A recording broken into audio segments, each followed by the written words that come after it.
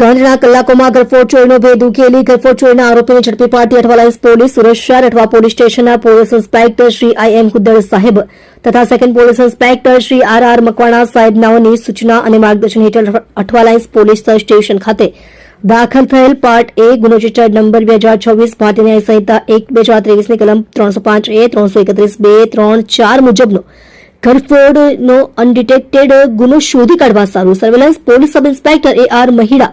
તથા સર્વેલન્સ સ્ટાફના પોલીસ માણસો પોલીસ કોન્સ્ટેબલ સુરેન્દ્ર શાલિકરામ તથા પોલીસ કોન્સ્ટેબલ વિવેક કુંજ બિહારીની સાથે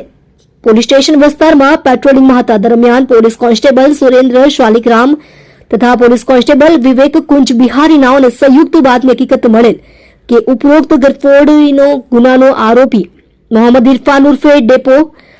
સદર ગુનાના કામે ચોરી કરેલ મુદ્દામાલ વેચવા સારું નાનપુરા ડક્કા ઓવારા તાપી કિનારે ભૂત બંગલા પાસે આવનાર છે જે બાતમીના આધારે ગરફોડ ચોરીના આરોપી નામે મોહમ્મદ ઇરફાન ઉર્ફે ડેપો મોહમ્મદ ઇકબાલ હાફેઝી ઉંમર વર્ષ 41 ધંધો રિક્ષા ડ્રાઇવિંગ રહે બિલ્ડિંગ નંબર 33 ઘર નંબર 14 ગોલ્ડન આવાસ ભેસ્તાન સુરત શહેરવાળાને ગણતરીના કલાકોમાં જ પકડી પાડી ગરફોડ ચોરીમાં ગયેલ મુદ્દામાલ રિકવર કરી અઠવા લાઇન્સ પોલીસ સ્ટેશન ખાતે દાખલ થયેલ ગુનો રજિસ્ટર્ડ નંબર પાર્ટ એ ગુનો રજિસ્ટર્ડ નંબર 2026 ભારતીય ન્યાય સંહિતા 1/2023 ની કલમ 305A 331 2 3 4 મુજબના ગુનાનો ભેદ ઉકેલી પ્રશંસનીય કામગીરી કરેલ છે.